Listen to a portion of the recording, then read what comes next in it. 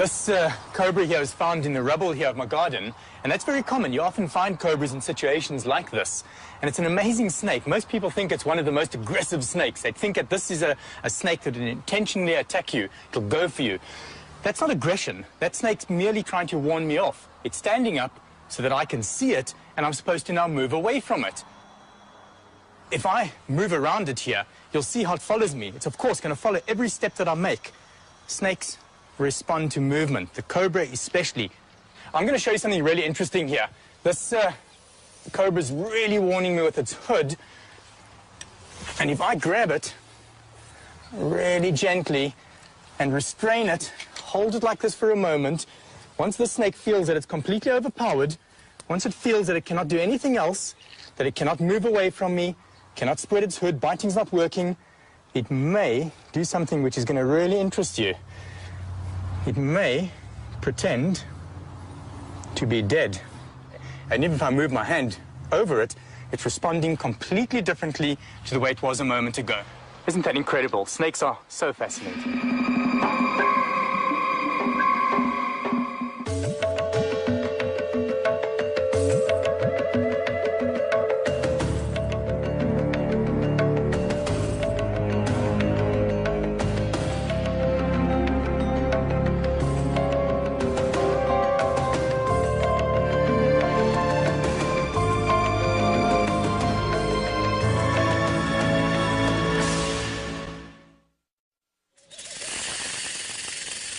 Snakes are reptiles most of us prefer not to meet.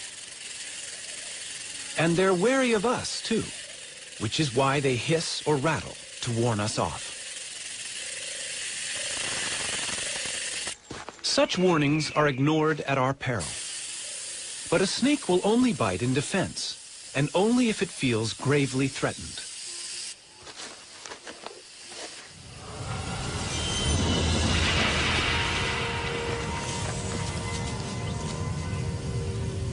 It's easy to imagine the snake as an aggressor, the snake in the grass, a deadly foe.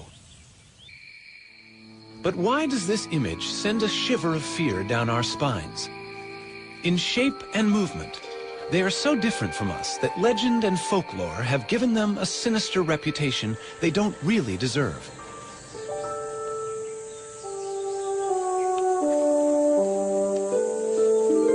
How can we understand an animal that smells with its tongue? Or that hears with its whole body, sensing vibrations? The hypnotic stare of its unblinking eye can seem as alien as its apparent rebirth through the shedding of its skin, sloughed off like a scaly ghost of itself.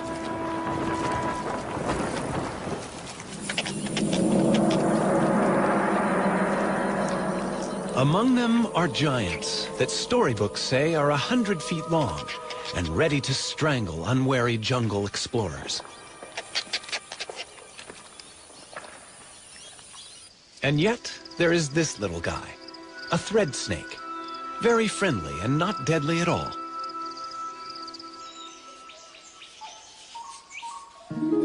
There is even beauty and grace in some as they go upon their bellies, silently through the trees.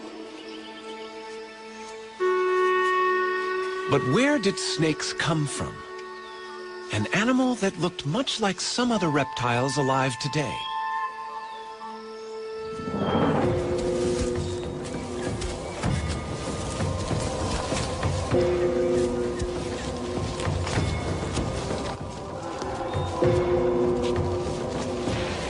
It's hard to believe that snakes have anything in common with creatures like this. But in fact, every reptile descended from the same ancestor. This primitive ancestor led to two groups of animals, turtles and all other reptiles. All through the age of the dinosaurs and during the emergence of lizards, snakes were nowhere to be seen.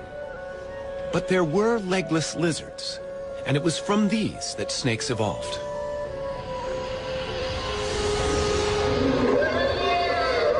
For 110 million years, they have been living side by side with other reptiles. Today, there are more than 2,500 different species of snake.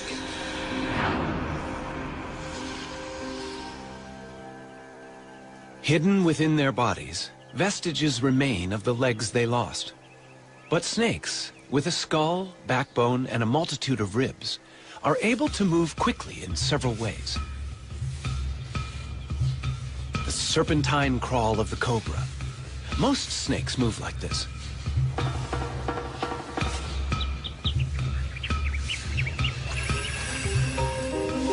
The movement creates little ridges in the ground, which the snake pushes against to propel itself forward.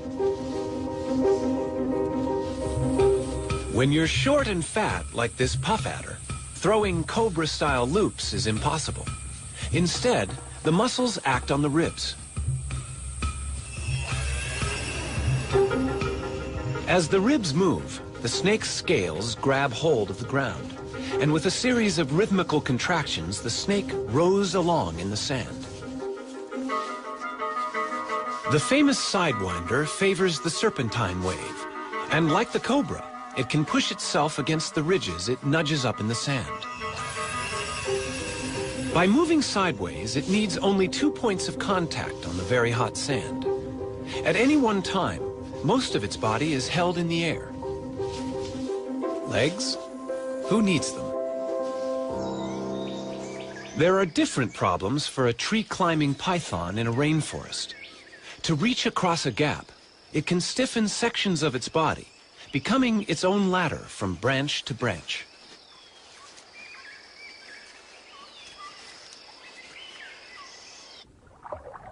This sinuous and flattened body, with its broad tail working like an oar, could be mistaken for an eel. But this is no fish. It's a sea snake.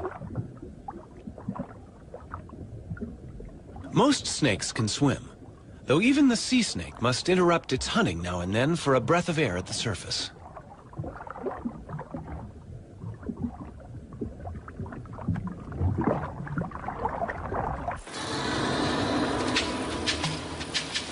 As hunters, in water or on land, snakes are silent and efficient killers. A rattlesnake has more than its bite to work with. Its tongue constantly tastes the air, scenting for prey. Its body senses ground vibrations, even the footsteps of a mouse. Standing still is no defense.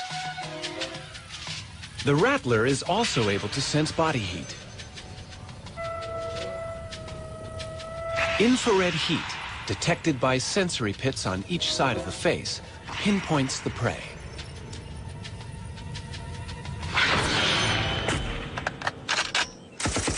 Their high-tech weaponry has been around long before ours. But in any combat situation, defense is as important as attack. This military training ground is home to 2 other opponents. The rare red cockaded woodpecker lives in this loblolly pine. Its enemy is a corn snake, whose tactics are to climb the tree and steal the woodpecker's chicks.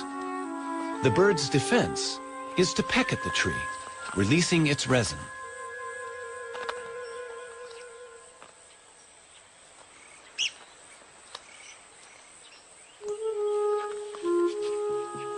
But how can resin repel this relentless invader?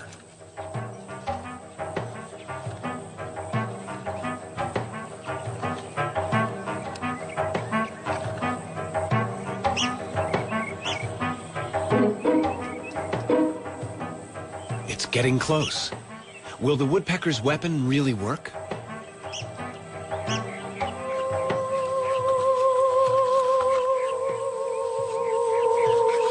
The resin goes into action. Seeping between the scales, it irritates the snake's skin.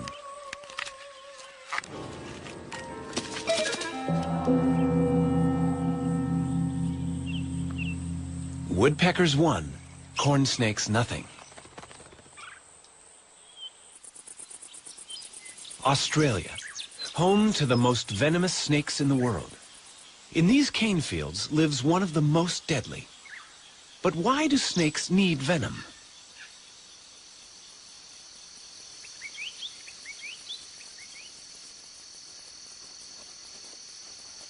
This inland taipan is hunting rats. The cane fields are alive with them.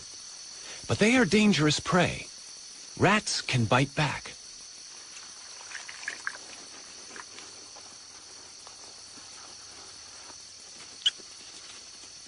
A snake's head contains all its sensory equipment: eyes, taste, smell, brain.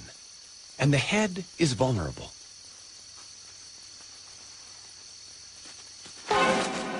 It bites and retreats immediately. The head is undamaged, and the venom is doing its work. The rat is now paralyzed. The snake can safely approach its prey. Venom gives the snake two huge advantages. It not only kills the prey, but by the time the snake begins to swallow the rat, the venom has already begun to digest it, breaking down cells in the body. The venom in a baby snake can be even more powerful than the adults. This young cantle viper is luring prey with its worm-like tail.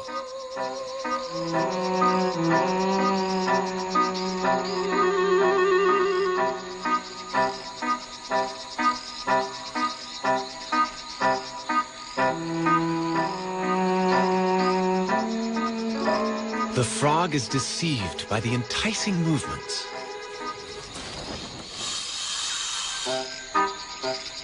Unaware of its lucky escape, the frog remains convinced there is a worm there. Amazingly, the frog seems unable to see the snake.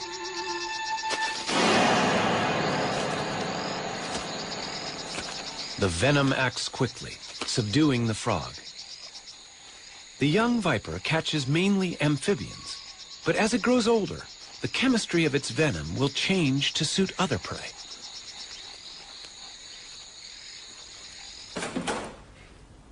Donald Stridham works with South African snakes to understand how venoms affect the bodies of prey animals and how the venom is delivered during a bite. The snake that I've chosen here is a puff adder, and they've got the very long front-hinged fangs with a cytotoxin, a cell-destroying venom. I'm going to very carefully open up the snake's mouth and show you this mechanism. The snake doesn't like its mouth to be open. It's much like you going to the dentist and having your mouth prodded into. Now the fangs lie against the palate of the mouth. So if I just open there, you can hardly see the fangs. But if I now slip my stick just behind the fangs and get them forwards, you can very clearly see how they hinge. Now the fangs are covered by a skin sheath here. I'm going to try and slip this sheath up so that one can see the naked fang. And there we have one fang nicely exposed. These fangs are hollow. They work like little hypodermic needles, so they inject venom through the fang into its victim. And in fact, you can see a tiny droplet of venom on the one fang there. You know, the venom glands of a snake are very similar to the saliva glands in a human, in that if we have a dry mouth, our body very easily reproduces saliva, and the mechanism with a snake is almost exactly the same, in that venom is never easily exhausted. Under normal conditions, the snake is never without its venom. A gaboon viper produces venom in huge amounts. It's a large, fat-bodied snake and needs to have a lot of venom to subdue large prey quickly. The viper is too slow to chase its victim. To inject such large quantities, the gaboon viper has the longest fangs in the world. Each is almost as long as a human thumb. That's quite a bite. Even a smaller bite is no fun. Venom is breaking down the cells inside this man's punctured leg.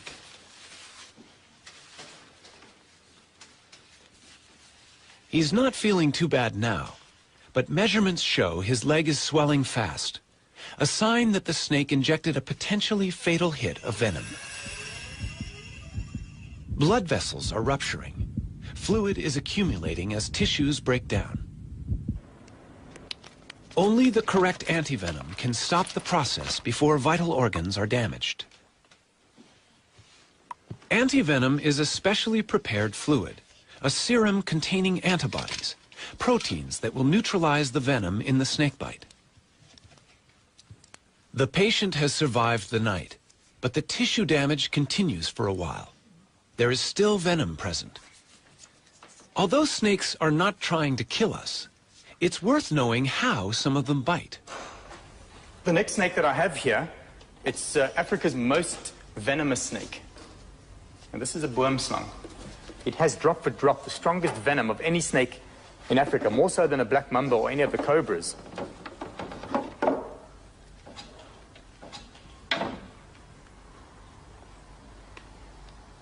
Most people think that a black-fanged snake can't bite onto a large part of your body. Most people think that the boomslang can only latch onto your earlobe or small finger.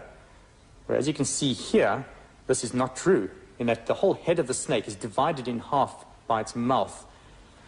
And they can open that mouth up to about 120 degrees. And with the mouth that wide open, they could very easily bite you on the flat of your hand or the top of your leg, wherever it pleases. If you were bitten by this snake, you would literally bleed to death. So what's going to happen to you is that you're going to bleed into your heart, into your stomach, into your bowels. You're going to be urinating blood, defecating blood, and it's really a horrific way to die. This poor frog is about to be the victim of a vine snake in Central America. This snake is also back-fanged, just like the boomslang. Fortunately for small prey, death comes quickly.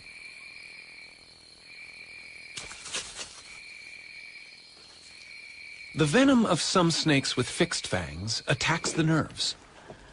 Now, the front fixed-fang snake that I've chosen is a snouted cobra here. These fangs are much smaller than the front hinged fangs of an adder. Those fangs don't have to fold backwards. You see, they remain erect in the mouth. So the snake merely has to snarl its mouth and so inject its venom. And sometimes a mere scratch is enough to kill you. The neurotoxins would interfere with the neural communication system of our body and paralyze the vital organs, so the heart or the diaphragm muscle, and one would die from asphyxiation. You literally cannot breathe and possibly die of heart attack. In most countries where people face a daily risk of encountering snakes, wood piles and exposed trash heaps are surprisingly common, yet all can encourage snake trouble. Wood piles provide shelter for snakes, and trash attracts rats. What better prey is there here in Africa for a black mamba?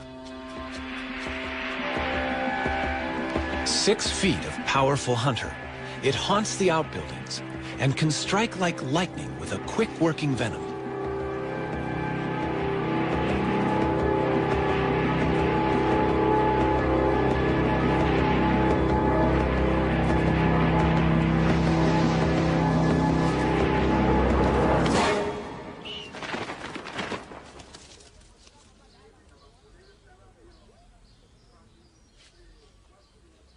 To a black mamba, this bungalow is just another place where food may be in good supply. Inside, Tony Morgan confronted an uninvited guest, and it bit him. This is a typical corner that snakes like to hide in, and it was a similar corner like this near my front door on the farm that I found a mamba all curled up here with my fishing rods and various things like that. And as I don't kill anything, particularly snakes, I grabbed this particular implement and I thought that I hooked him out and I thought that I'd pinned him down.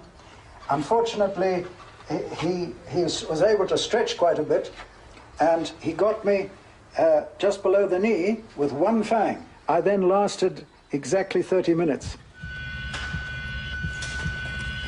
Anne, my wife, got me down to Donald's place very quick. And then he took over and drove me down to the hospital. where we were fortunate in finding a doctor on duty, and 30 minutes after the bite, I said to him, I cannot exhale anymore, and he said at the same time, which I didn't hear, his heart has stopped as well. So in effect, I was dead at that time.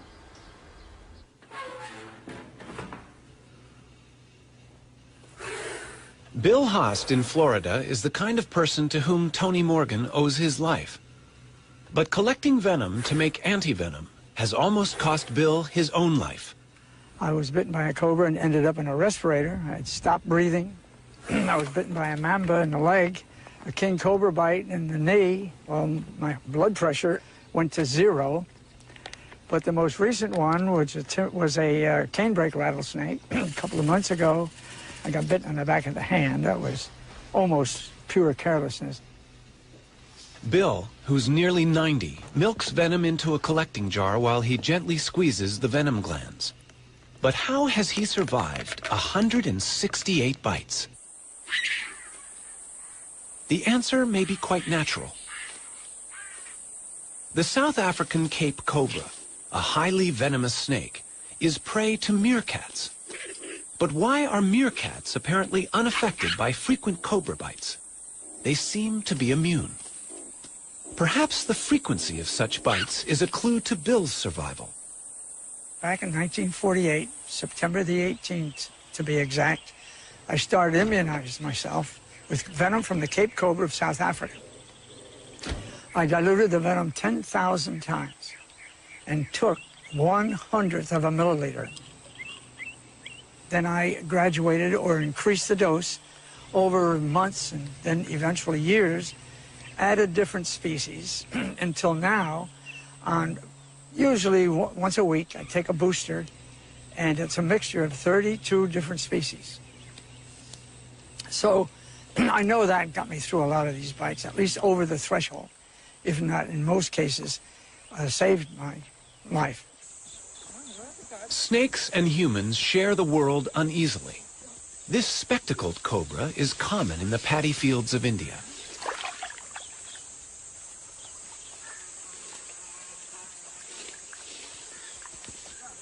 Every year, more than 10,000 people are killed here by snakebite. Antivenom is unavailable. For the same reason, snakebite is a major killer across Central and South America, Africa, and Southeast Asia. It's hard to arrive at an exact number, but at the lowest estimate, 50,000 people die each year.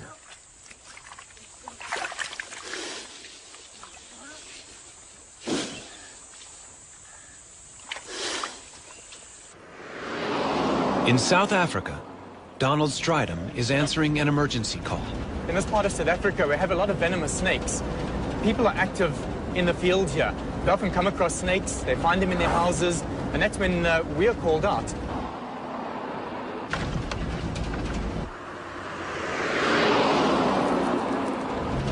Seems to be the place over here. Lots of people standing around there.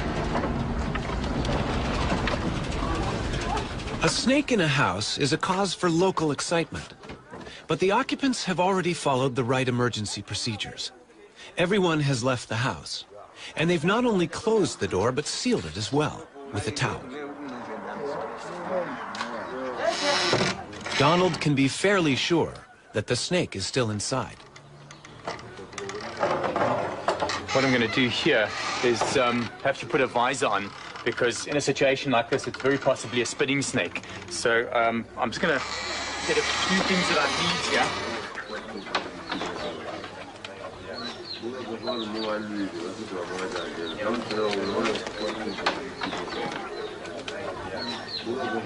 Yeah, there's really a lot of hiding places here.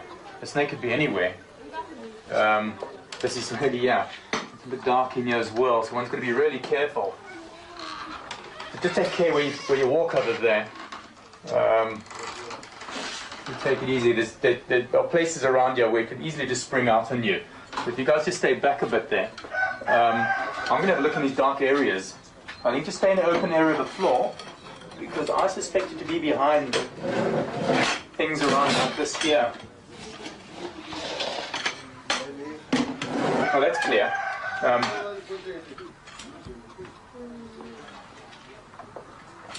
You know, we could so easily find a mamba in a place like this.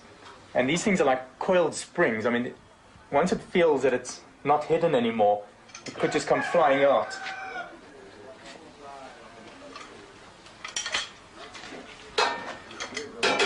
You see, these are perfect. You'd find rodents here as well. And this is what the snake is probably looking for.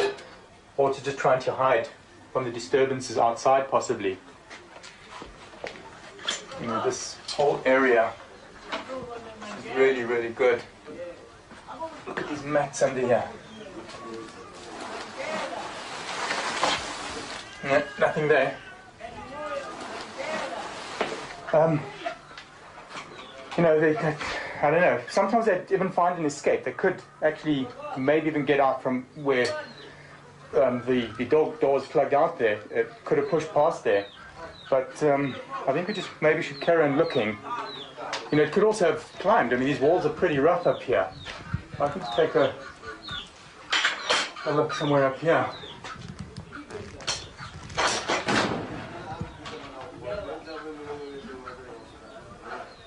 Nothing there. Well, whoops, there's something up there. There's something in the corner over there.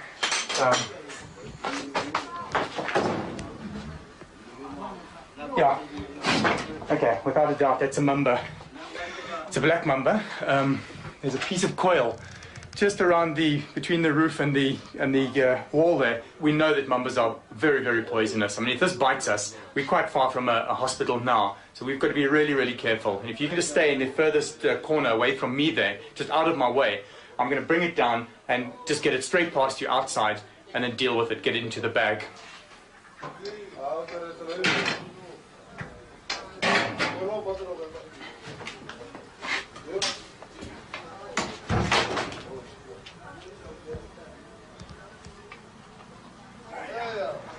Okay, it's trying to edge away from me there. It heads out again.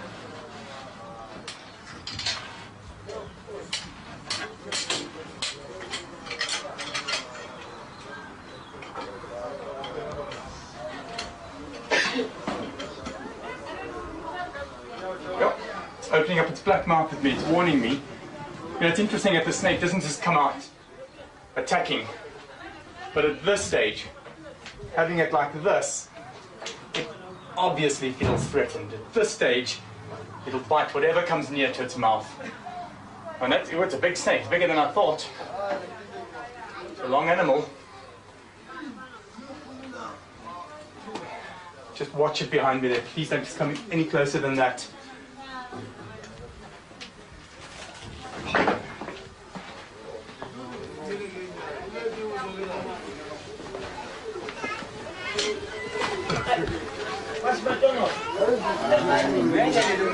You know, the snake's obviously hyped up now, and whatever touches it through the bag, it's going to bite. And you can see through the bag here. I'm going to just pin it down to the side, make sure that it's safe in one area, and then I'm going to release the head. Just take care that don't come too close. Now, you touch that bag and this thing bites. I'm going to find a safe place to release it. Let's get it in there.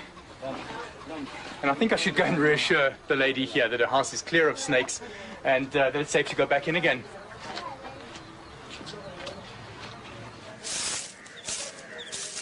Housewives in India are troubled by snakes as well. The men of Vrindavan have also made a profession out of removing them.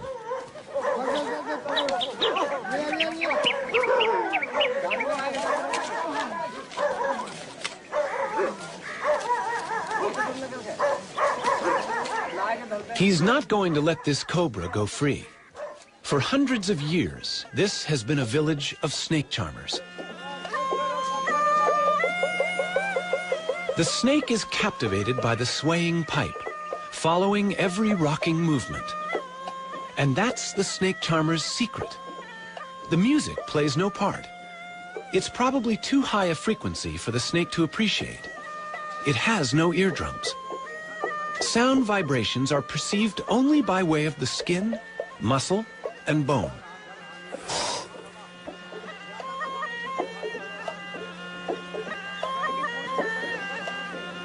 Bites are a routine hazard for charmers, but they have a special snake stone, which they believe can magically draw venom from the wound.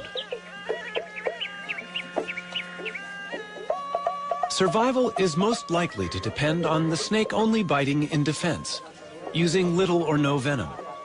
Also, the victim himself may have received many mild bites in his lifetime and developed some immunity. But the piece of soapstone is the treatment they believe in.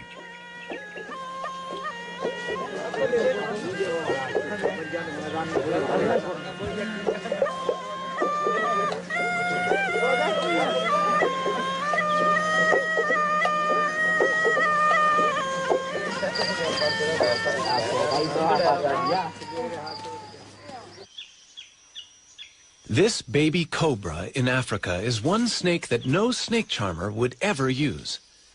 It threatens the civet cat by standing tall and looking big. But it has another weapon. This is a spitting cobra, and it sprays venom, which irritates the eyes of the attacker.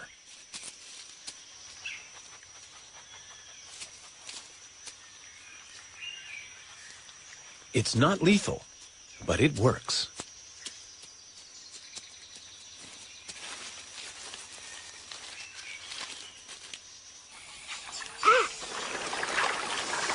South America, the Llanos of Venezuela, the wetland home of the largest snake in the world,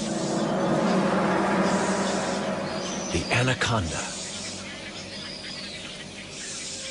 This giant has no venom at all. To capture prey, it relies on muscle power, coiling around its victim and squeezing the breath out of it. And a large snake needs large prey. The biggest rodent in the world fits the role. A capybara, the size of a pig, is fairly easy to ambush as it bathes in the warm waters.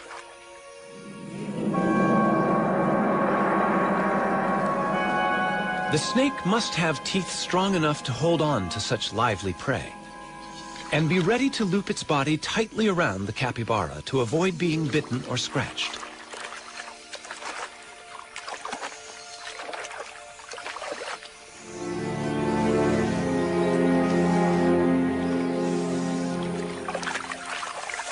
The anaconda, the most powerful of constrictors, moves in.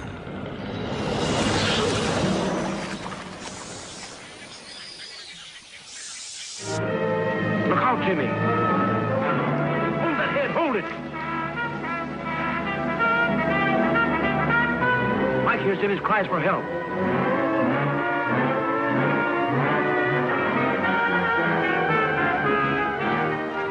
Jim is black in the face, almost done for.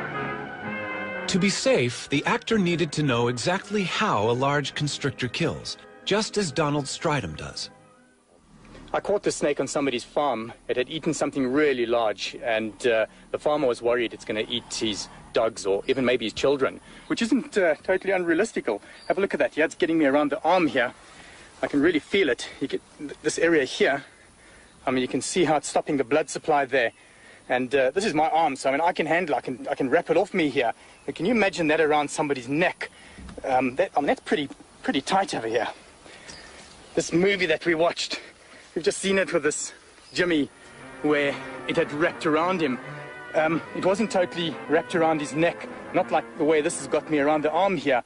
With Jimmy, I could literally see that he turned around to get this python around his body, and it wasn't a natural constricting pose.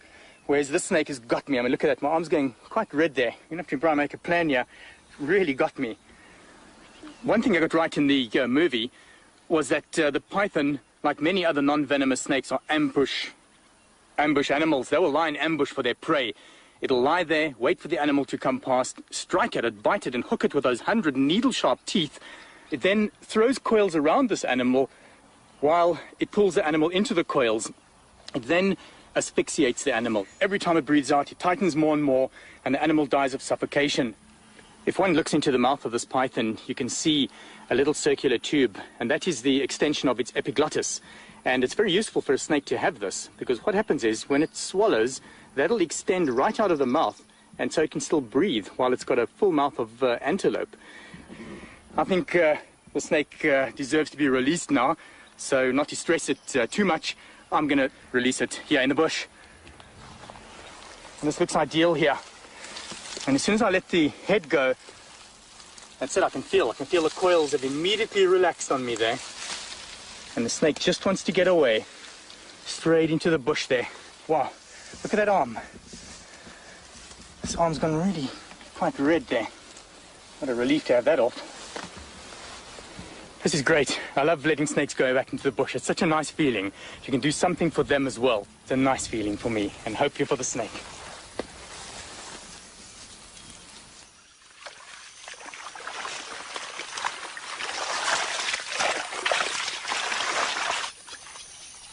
Back in anaconda country, there's someone who's trying to do good things for them as well. Anacondas have killed and eaten people, but that fact does not deter Maria Munoz. At the ranch of El Cedral, the petite Maria is on the track of her favorite animal.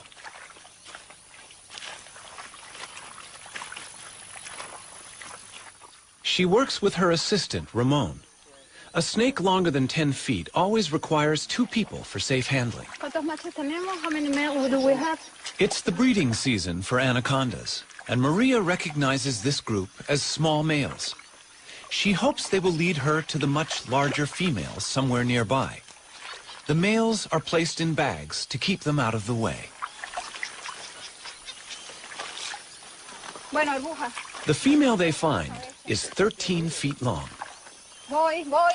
Maria uses a trick to calm it down. No. She dips its head in the mud so it can't see. She's very quiet. Y le vas a poner en la cabeza. Beautiful. For several years, Maria has been studying how anaconda populations here live and vary. The tail. I would like to know is new one or she had a mark. Let me see the cloak. Good. It's a new female for us. That means there are more than 900 anacondas, green anaconda in this ranch. Before Maria began her work, no one knew how many anacondas could live here. Now, by taking blood samples for DNA, she is also getting some idea about how they are related. But of course, she still needs to know how long these giants are. Her personal best is nearly 20 feet, about 10 feet short of the world anaconda record.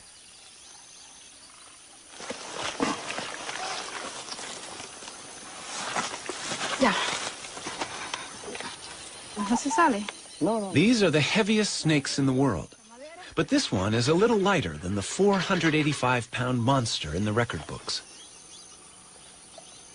44.45 kilograms. Some snakes, like this South African tiger snake, not only constrict their prey, but are also venomous. I've got the tiger snake's favorite prey. It is a striped skink. Now I'm going to bring it in closer, and you're going to notice that the tiger snake will bite and poison its prey, also wrap around it to constrict and kill. Now this is of course a dead skink, so I'm going to move it around so that the snake thinks that it's alive.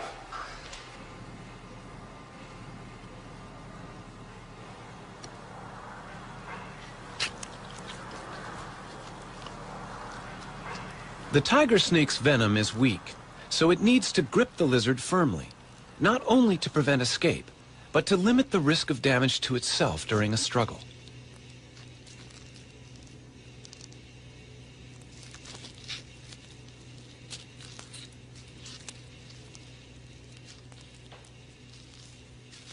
Even more remarkable is an African egg-eating snake's ability to get its mouth around an egg. All snakes can eat meals bigger than their heads. They simply open very wide, and then ligaments allow the lower jaw to expand. Still, the egg cannot be crushed until it reaches special bones in the spine, which can pierce the shell.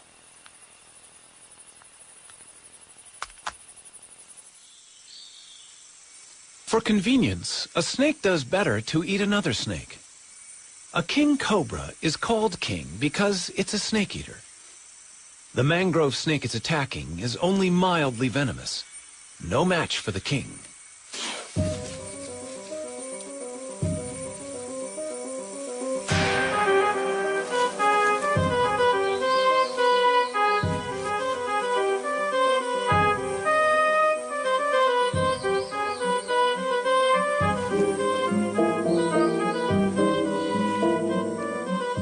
It's not easy for the king to judge exactly how long this meal is. But since the king is the largest venomous snake in the world, chances are the victim's tail will be reached easily and swallowed. It's good to be the king.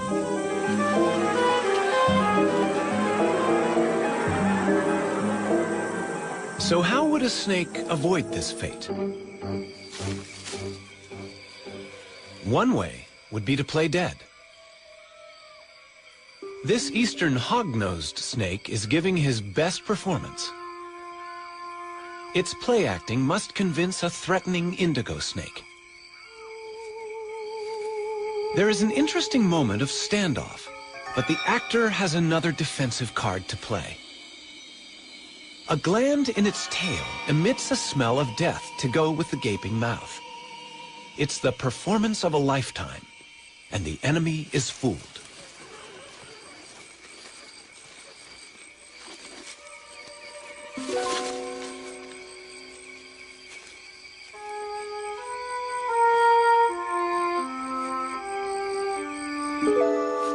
A snake that looks dangerous can keep predators away.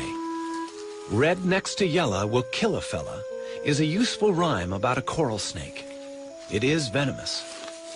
Red next to black is a friend of Jack is true for a milk snake. It mimics warning colors and only pretends to be dangerous. A pretend head keeps the real head of a Calabar ground python safe. The real head has a tongue that gives it away. But the deception can be good enough to cause a predator to attack the tail by mistake. And a tail is not a vital organ.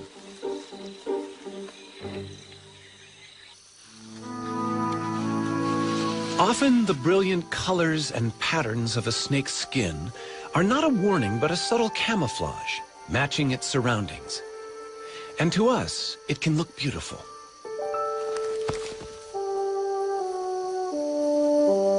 Scales come in endless varieties of shape and structure.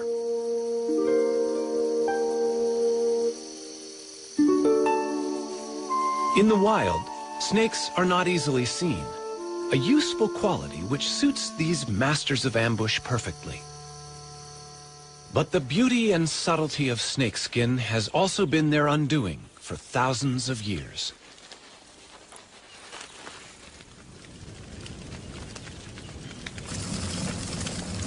Fire is traditionally used by hunters in Cameroon to expose the hiding places of aggressive rock pythons.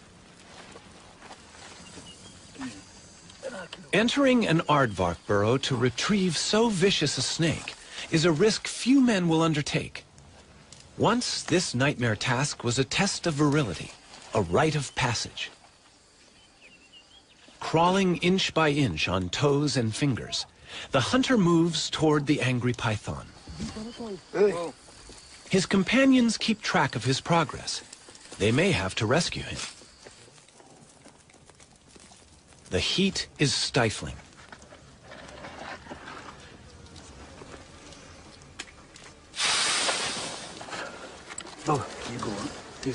The hunter must squirm back through dust and biting ants, dragging 100 pounds of python.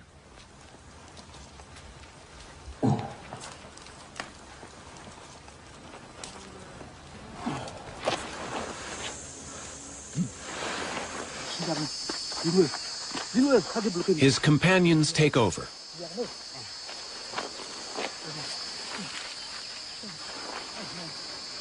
These are the last of the python hunters left in Cameroon. Firearms have made it easier to kill other animals for food and skins. But the meat on this snake in former times would have been essential, and its skin a profitable result from such horrific effort.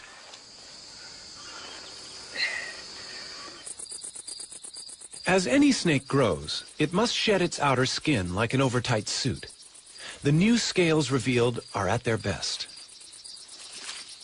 The cast-off skin is discarded, and with it also go most of the parasites that have attached themselves to the snake.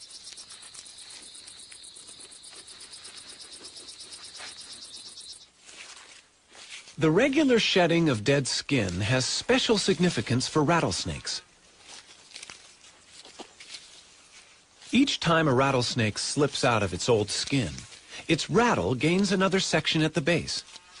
The rattle is a series of loose-fitting interlocking scales that, when shaken, produce a sound that warns large animals not to step on the snake.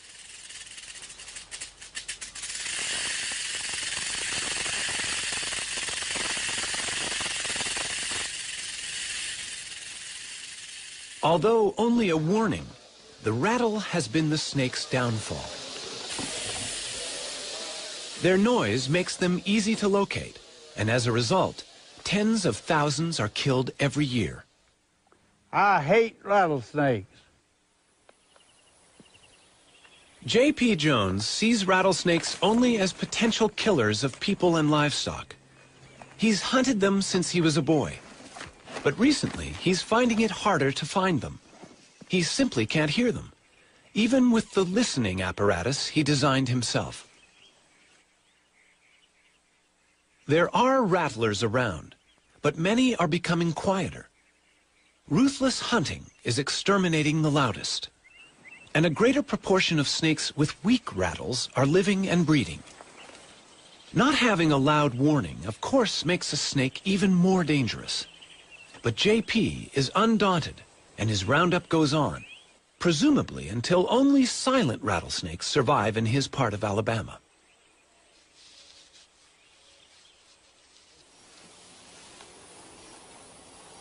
Yeah, I've been doing this for a long time. 78 years old, but I still enjoy it. Getting rid of snakes anywhere is never the good idea it might seem. Farmers in Vietnam didn't value the many snakes that once lived in the paddy fields until they vanished. The snakes were trapped for food, and the rice crop was attacked by rats.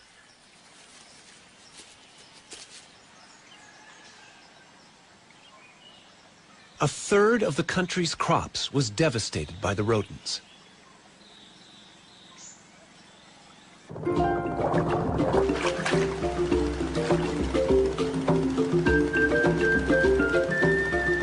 Only the return of natural predators, such as pythons, could save the farmers' livelihoods.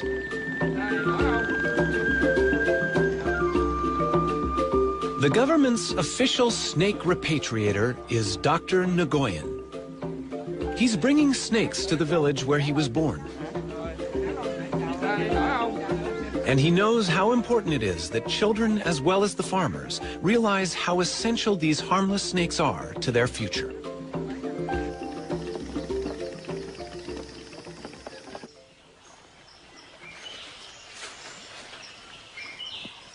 Each python released can potentially eat about 100 rats a year. Dr. Nguyen will release 20, among them females, that could each have 20 to 80 baby pythons a year.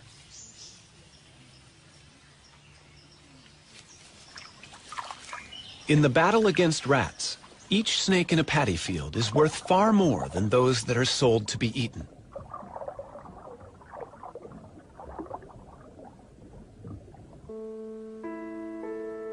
The snakes in our world can be partners in our survival.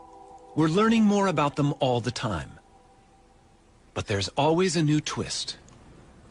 Well, sometimes when the snakes shed, it's not a complete shed, and we have to help it. And in this case, the top scale wasn't quite off, and I think I can get it.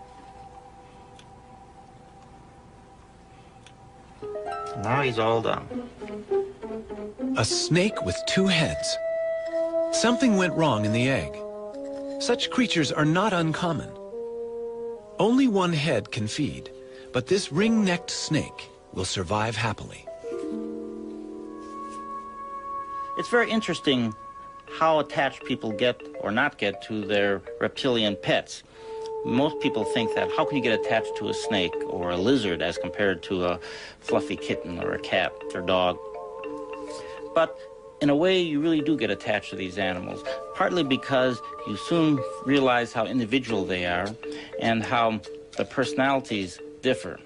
By and large, you do get very attached to your animals. I'm constantly surprised by snakes. They're fascinating animals. Just everything about them is so different to us. They smell using their tongues. They move without any legs. They're cold-blooded. They have no ears. And they're just so interesting. They're so different and so much to learn about them.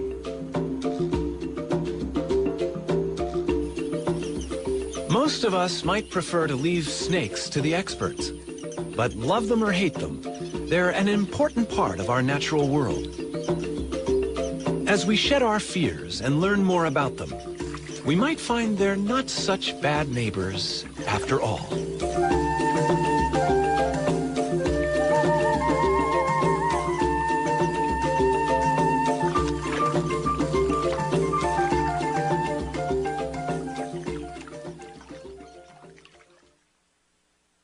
To learn more about what you've seen on this nature program, visit PBS online at pbs.org or America Online keyword PBS.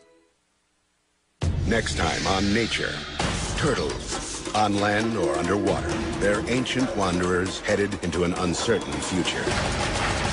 One of a 4-part series, The Reptiles. The Reptiles Complete Home Video Set is available for $39.95 plus shipping. To order, call 1-800-336-1917 or write to the address on your screen. I was bitten by a cobra and ended up in a respirator. I had stopped breathing. I was bitten by a mamba in the leg, a king cobra bite in the knee. Well, my blood pressure went to 0. I can really feel it. You get this area here. I mean, you can see how it's stopping the blood supply there. And this is my arm, so I mean, I can handle it. I can wrap it off me here. In a way, you really do get attached to these animals, partly because you soon realize how individual they are and how the personalities differ.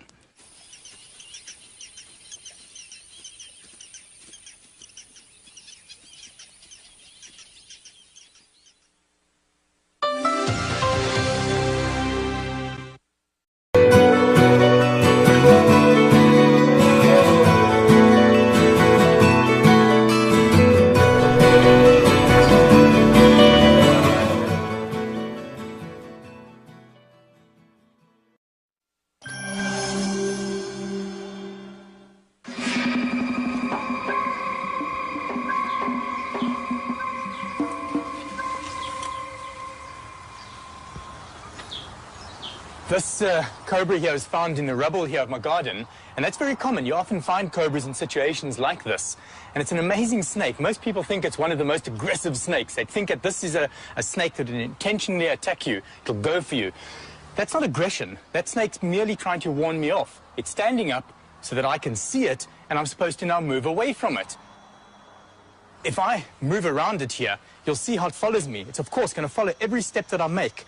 Snakes respond to movement, the cobra especially. I'm going to show you something really interesting here. This cobra's really warning me with its hood. And if I grab it really gently and restrain it, hold it like this for a moment, once the snake feels that it's completely overpowered, once it feels that it cannot do anything else, that it cannot move away from me, cannot spread its hood, biting's not working, it may do something which is going to really interest you. It may pretend to be dead. And even if I move my hand over it, it's responding completely differently to the way it was a moment ago. Isn't that incredible? Snakes are so fascinating.